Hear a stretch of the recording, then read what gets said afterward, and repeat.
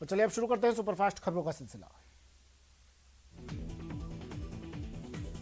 South Mumbai के करी road इलाके में एक बहुमंजिला इमारत में भीषण आग लग गई। फायर ब्रिगेड की 20 गाड़ियां मौके पर आग बुझाने के लिए पहुंची। आग 60 मंजिला बिल्डिंग के 19वें फ्लोर पर लगी है। इस बीच एक घटना का वीडियो सामने आया जिसमें एक शख्स बालकनी से तकरीबन 10 मिनट तक लटका रहा। इसके बाद उसका हाथ छूट गया और उसकी इमारत से गिरकर मौत हो गई। जिस शख्स की मौत हुई है वो इमारत का सिक्योरिटी इंचार्ज था। बताया जा रहा है कि इस इमारत का फायर सिस्टम 2 साल से बंद था, लेकिन सोसाइटी ने इस बारे में बीएमसी को कोई जानकारी नहीं दी थी। इसके बाद बीएमसी ने मामले की जांच का आदेश दे दिया है।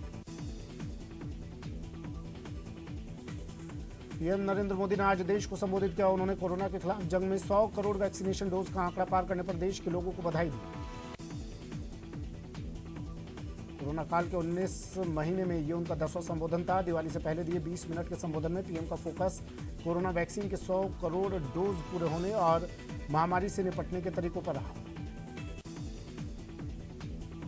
पीएम ने कहा कि इस लक्ष्य को पूरा करने में देश के 130 करोड़ लोगों का योगदान है। उन्होंने कहा कि ये भारत की नई तस्वीर है जो अपने संकल्पों की सिद्धि के लिए परिश्रम की पराकाष्ठा करता है। प्रधानमंत्री ने कहा कि भारत के इस प्रयास की दुनिया भर में सराहना हो रही है। उन्होंने कहा कि जब भारत में सदी की सबसे बड़ी महामारी आई तो भांति भांति के सवाल थे, लेकिन आज ये 100 करोड़ वैक्सीन डोज सबके जवाब दे रही है। पीएम ने कहा कि कोरोना महामारी की शुरुआत में ये भी आशंकाएं व्यक्त की जा रही थी कि भारत जैसे देश में इस महामारी से लड़ना मुश्किल होगा, लेकिन भारत ने मुफ्त वैक्सीनेशन का अभियान शुरू किया और बिना भेदभाव के अभियान सफल हुआ। प्रधानमंत्री ने कहा कि हमने महामारी के खिलाफ देश की लड़ाई में जन भागीदारी को फर्स्ट लाइन ऑफ डिफेंस बनाया। हमने ताली थाली बजाई, तब कुछ लोगों ने कहा था कि क्या इससे बीमारी भाग जाएगी, लेकिन उससे एकजुटता की ताकत दिखी। उसी शक्ति ने इस देश को आज 100 करोड़ तक पहुंचाया है। मोदी ने कहा कि भारत का पूरा वैक्सीनेशन प्रोग्राम वैज्ञानिक आधार पर जन्मा है और पनपा है और वैज्ञानिक आधार पर चारों दिशा में पहुंचा है। हमारा पूरा वैक्सीनेशन प्रोग्राम साइंस बाउंड और साइंस बेस्ड रहा है। प्रधानमंत्री ने कहा कि भारत में बने कोविन प्लेटफॉर्म ने आम लोगों को सहूलियत दी, बल्कि मेडिकल स्टाफ के काम को भी आसान बनाया। आज चारों तरफ उत्साह है, उमंग है, विश्वास है। देश विदेश की तमाम एजेंसी भारत की अर्थव्यवस्था को लेकर बहुत सकारात्मक है। मोदी ने कहा कि आज रिकॉर्ड लेवल पर अनाज की खरीद हो रही है। किसानों के खाते में सीधे पैसे जा रहे हैं। खेल जगत हो, एंटरटेनमेंट हो, सब जगह सकारात्मक गतिविधियां तेज हो रही हैं। आने वाले त्योहारों का सीजन इसे और गति और शक्ति देगा। पीएम ने कहा आज हर देशवासी ये अनुभव कर रहा है कि मेड इन इंडिया की ताकत बढ़ी है। आज मैं फिर ये बात कहना चाहूँगा कि हर छोटी से छोटी चीज़ जिसे बनाने में भारतीय का पसीना लगा हो उसे खरीदना चाहिए। वोकल फॉर लोकल, यह हमें व्यवहार में लाना ही होगा। मोदी बोले कि दिवाली के दौरान बिक्री की एक तरफ और बाकी साल की बिक्री एक तरफ होती है। त्योहारों के समय बिक्री एकदम बढ़ जाती है। हमारे रेहड़ी पटरी वाले भाइयों के लिए आशा की एक किरण बनकर आई है।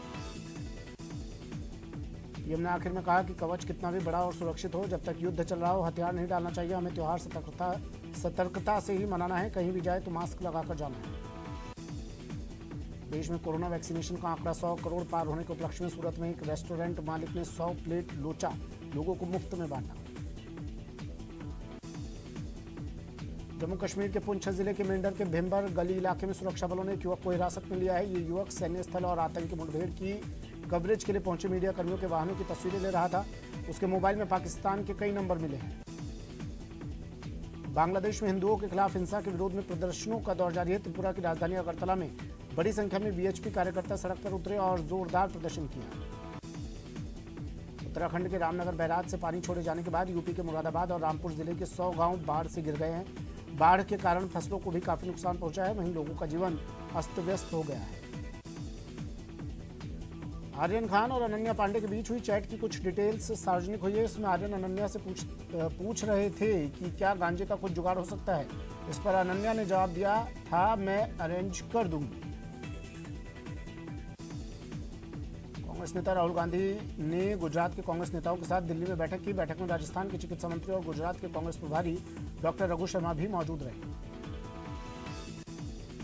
रोडवेज कर्मचारियों के चक्का जाम को देखते हुए जीसीटीएसएल पर रेशमा लागू कर दिया गया है। इसे लेकर गृह विभाग ने अधिसूचना जारी कर दी है। भरतपुर में खाद पर संग्राम जारी है। डीएपी नहीं मिलने से नाराज किसानों ने आज सड़क पर जाम लगा दिया और प्रदर्शन किया। बीकानेर के यूआईटी ऑफिस में उस समय हंगामा मच गया जब भुगतान नहीं होने से नाराज ठेकेदार ने सचिव के कमरे में खुद को बंद कर लिया। इस घटना के बाद अधिकारियों के हाथ पांव फूल गए। जिसके बाद ठेकेदार को 2 लाख रुपए के भुगतान की व्यवस्था की गई और ठेकेदार को समझा बुझाकर बाहर निकाला गया। वहीं मौके पर पहुंची पुलिस ने ठेकेदार को थाने ले गई। झालावाड़ जिले में झालापाटन इलाके के धानोदी गांव में ग्रुप धागा फैक्ट्री के मजदूर हड़ताल पर चले गए। इन मजदूरों ने वेतन वृद्धि और बोनस की मांग को लेकर कार्य बहिष्कार कर दिया और फैक्ट्री गेट के बाहर डट गए। दौसा की ईदगाह कॉलोनी में गंदे पानी की समस्या को लेकर कॉलोनी वासियों ने जमकर हंगामा किया। इस दौरान प्रदर्शनकारियों ने जलदाय विभाग के अधिकारियों के खिलाफ जमकर नारेबाजी की। राजसमंद में आमेट के हीरालाल देवपुरा राजकीय कॉलेज में छात्रों का प्रदर्शन तीसरे दिन भी जारी है। भूख हड़ताल पर बैठे 4 छात्रों में से एक की तबीयत बिगड़ गई। अनशनकारी रोहित खटीक की तबीयत ज्यादा खराब होने पर डॉक्टर बुलाकर उसका इलाज करवाया गया। ये अनशनकारी अभी भी कॉलेज गेट के बाहर भूख हड़ताल पर बैठे हैं। दौसा की ईदगाह कॉलोनी में गंदे पानी की समस्या को लेकर कॉलोनी वासियों ने जमकर हंगामा किया। इस दौरान प्रदर्शनकारियों ने जलदाय विभाग के अधिकारियों के खिलाफ नारेबाजी की। कॉलोनी वासियों का आरोप है कि कॉलोनी की सभी नालियां जाम हैं, जिसके चलते रास्तों में गंदा पानी भरा रहता है और ये गंदा पानी पेयजल लाइन के जरिए घरों तक पहुंच रहा है। जालौर में बदहाल सड़कों के बावजूद टोल की वसूली के खिलाफ बीजेपी ने मोर्चा खोल रखा है। बीजेपी विधायक के नेतृत्व में 22 दिनों से धरना जारी है। झुंझुनू के एक निजी अस्पताल में बच्चा बदलने का सनसनीखेज मामला सामने आया है। हालांकि अस्पताल प्रबंधन ने इससे इनकार किया है। मंडरेला निवासी वासिद ने आरोप लगाया था कि उनकी पत्नी ने लड़के को जन्म दिया था, जिसे 4 दिनों तक NICU में रखा गया था। 4 दिनों बाद जो बच्चा सौंपा गया वो लड़की थी। हंगामे के बाद परिजनों और अस्पताल प्रबंधक के बीच बातचीत हुई, जिसमें तय किया गया कि बच्चे और परिजनों का DNA टेस्ट करवाया जाएगा ताकि स्थिति साफ हो। सीकर के SK अस्पताल में फैली अव्यवस्थाओं के खिलाफ लोगों ने कलेक्टर को ज्ञापन सौंपा। लोगों ने आरोप लगाया कि अस्पताल में मरीजों को बेड नहीं मिल पा रहे हैं और अव्यवस्थाओं का आलम है। भीलवाड़ा के विधायक विट्ठल शंकर ने कोयले की कमी को लेकर गहलोत सरकार पर निशाना साधा। बीजेपी विधायक ने कहा कि केंद्र ने राजस्थान को 3 कोल ब्लॉक आवंटित किए हैं, लेकिन सिर्फ एक ही ब्लॉक से ही उत्पादन हो रहा है। पेट्रोल डीजल गैस की कीमतों की बढ़ोतरी के विरोध में माकपा ने कलेक्ट्रेट पर धरना देकर राष्ट्रपति के नाम कलेक्टर को ज्ञापन सौंपा। वल्लभनगर विधानसभा उपचुनाव को लेकर उदयपुर में बीजेपी नेताओं का जमावड़ा लगने लगा है। इसी कड़ी में केंद्रीय मंत्री अर्जुन मुंडा, अर्जुन राम मेघवाल और बीजेपी प्रदेश अध्यक्ष सतीश पूनिया उदयपुर पहुंचे। सीकर में शराब पीकर झगड़ा कर रहे मजदूरों को टोकना एक शख्स को भारी पड़ गया और उसको अपनी जान देकर इसकी कीमत चुकानी पड़ी। मजदूरों ने लाठी से पीट कर उसकी हत्या कर दी। प्रतापगढ़ के कनाड़ गांव में करंट से 2 मजदूर झुलस गए। इससे एक की मौके पर ही मौत हो गई और एक अन्य झुलस गया। घायल को जिला चिकित्सालय में भर्ती करवाया गया। जैसलमेर के सांगड़ थाना इलाके के मेघा गांव में दलित युवक को अगवा कर मारपीट का मामला सामने आया है। इस मामले में नागौर सांसद हनुमान बेनीवाल ने आरोपियों की जल्द गिरफ्तारी की मांग की। भरतपुर में सड़क हादसे में एक युवक की मौत हो के बाद लोगों ने जमकर हंगामा किया। नाराज लोगों ने रात में 11 बजे तक बिजलीगढ़ चौराहे को जाम रखा। पुलिस ने प्रदर्शन कर रहे लोगों पर लाठीचार्ज कर वहां से खदेड़ा। वहीं लोगों ने पुलिस पर पथराव किया। झुंझुनू में खेतड़ी नगर थाना इलाके के चारावास गांव में आरोपी को पकड़ने गई सुल्ताना चौकी और चनाना चौकी पुलिस के जवानों के साथ मारपीट की घटना सामने आई है। हमलावरों ने एक आरोपी को भी पुलिस के चंगुल से छुड़ा लिया। कोटा की सुल्तानपुर पुलिस ने बड़ी कार्रवाई करते हुए बाइक चोर गैंग का पर्दाफाश किया और 3 आरोपियों को गिरफ्तार किया। पुलिस ने चोरों के कब्जे से 2 बाइक जब्त की। डूंगरपुर में गैस सिलेंडर से भरे टेंपो में शॉर्ट सर्किट हो गया, जिसके बाद टेंपो से धुआं निकलने लगा। टेंपो चालक ने सूझबूझ दिखाते हुए टेंपो को साइड में रोककर फटाफट सिलेंडर उतार लिया। उदयपुर में 3 दिनों से लापता महिला का शव कुएं में पाया गया। महिला मवेशी के लिए चारा काटने गई थी। रेलवे कॉलोनी इलाके में फोन पर जान से मारने की धमकी मिलने से मानसिक तनाव में आकर एक युवक ने फांसी लगाकर आत्महत्या कर ली। दौसा के ठीकरिया गांव के लोग मधुमक्खियों के डंक से परेशान हैं। यहां 2 दिनों में मधुमक्खियों के काटने के बाद 15 लोगों को अस्पताल में भर्ती करवाना पड़ा। इनमें से एक शख्स की गंभीर हालत में जयपुर रेफर किया गया। घायलों में मासूम बालकों के साथ साथ महिलाएं भी शामिल है। मधुमक्खियों के हमले से करीब आधा दर्जन से अधिक मवेशी भी घायल है। उदयपुर के नांदेश्वर रोड पर देहात जिला कांग्रेस के वरिष्ठ नेता भागवत सिंह झाला की सड़क हादसे में मौत हो गई। बताया जा रहा है कि रोड पर मवेशी आने से कार बेकाबू हो गई और पुलिया की दीवार से जा टकराई। बाड़मेर जिले के नागाना थाना इलाके में एक मजदूर हाई टेंशन टावर पर चढ़ गया। बताया जा रहा है कि थर्मेक्स कंपनी से कर्मचारियों के निकाले जाने के विरोध में युवक टावर पर चढ़ा था। बाद में समझा बुझाकर उसे उतारा गया। भरतपुर के STC हाउसिंग बोर्ड कॉलोनी के रेलवे फाटक नंबर 38 पर दूध लेने जा रही एक महिला ट्रेन की चपेट में आ गई, जिससे उसकी मौत हो गई। सीकर के भैरूपुरा गांव के पास एक व्यक्ति ने ट्रेन से कटकर आत्महत्या कर ली। युवक की पहचान सबलपुरा के रहने वाले महिपाल के रूप में हुई। बांदा जिला अस्पताल के मुख्य द्वार पर लगे काऊ कैचर में एक मरीज का पैर फंसने से वो घायल हो गया, जिसका जिला अस्पताल में ही उपचार करवाया गया। कोटा में राजस्थान तकनीकी विश्वविद्यालय के मेन गेट पर एक सांप मिलने से हड़कंप मच गया। स्नेक कैचर गोविंद शर्मा ने मौके पर पहुंचकर रसेल वाइपर नामक सांप का रेस्क्यू किया। पोखरण के राजकीय उच्च माध्यमिक विद्यालय में नवनिर्मित जल मंदिर का कैबिनेट मंत्री सालेह मोहम्मद ने लोकार्पण किया। शिक्षक स्वर्गीय अमर सिंह चौहान की स्मृति में जल मंदिर का निर्माण करवाया गया। भरतपुर की जीवनदायिनी सुजान गंगा नहर के दिन बहुने वाले हैं। यूडीएच मंत्री शांति धारीवाल के दौरे के बाद नगर निगम महापौर अभिजीत कुमार के प्रयास रंग लाने लगे हैं। सुजान गंगा नहर में अब सफाई कार्य शुरू करवा दिया गया है। सफाई के लिए अजमेर से क्लीनिंग मशीन मंगवाई गई है। इस नहर को पर्यटन स्थल के रूप में विकसित करने की कोशिश की जा रही है।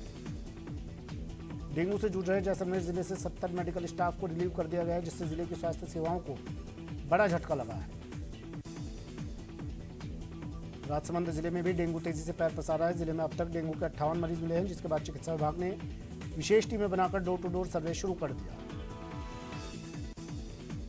पटवारी भर्ती परीक्षा को लेकर भीलवाड़ा रोडवेज प्रशासन ने भी तैयारियां पूरी कर ली हैं। भीलवाड़ा रोडवेज डिपो की ओर से 23 और 24 अक्टूबर को आयोजित होने वाली पटवारी परीक्षा के लिए सभी 105 बसें संचालित की जाएंगी।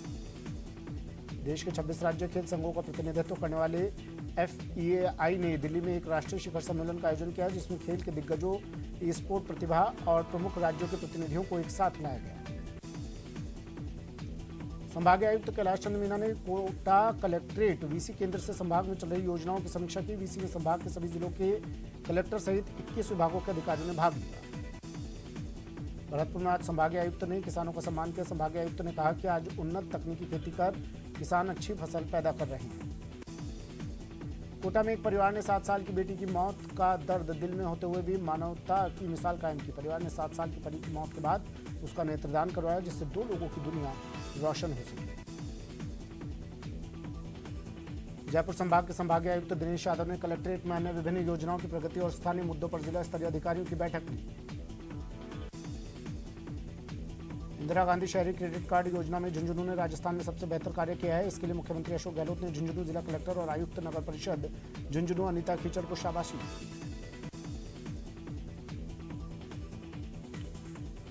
वहीं क्रिकेट प्रतियोगिता का आज समापन हुआ, जिसमें खिलाड़ियों को सम्मानित किया।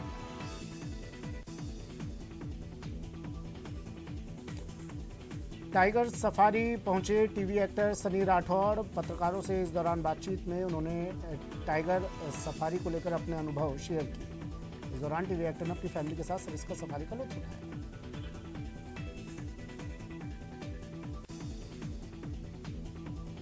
जम्मू कश्मीर पुलिस की बाइक रैली के लाल किला पहुंचने पर दिल्ली पुलिस ने भव्य स्वागत किया। बाइक रैली जम्मू कश्मीर की उरी से 18 अक्टूबर को रवाना हुई थी।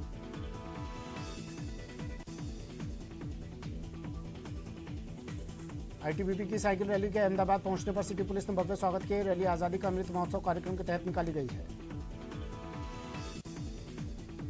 यूपी के सीएम योगी आदित्यनाथ ने उत्तर प्रदेश की राजधानी लखनऊ में VVIP गेस्ट हाउस का उद्घाटन किया। इस गेस्ट हाउस का नाम नैमिषारण्य रखा गया है। हैदराबाद की मशहूर नुमाइश में तेलंगाना के जेल विभाग ने माइनेशन नाम से एक आउटलेट लगाया, जिसमें कैदियों के हाथों से बनाए सामान बेचे जा रहे हैं। इस आउटलेट पर घरेलू जरूरत के सामान मिल रहे हैं। त्योहारी सीजन में बाजारों की रौनक बढ़ती जा रही है। यूपी के कानपुर में दिवाली का बाजार सज चुका है और लोग बड़ी संख्या में खरीदारी में जुटे हुए हैं।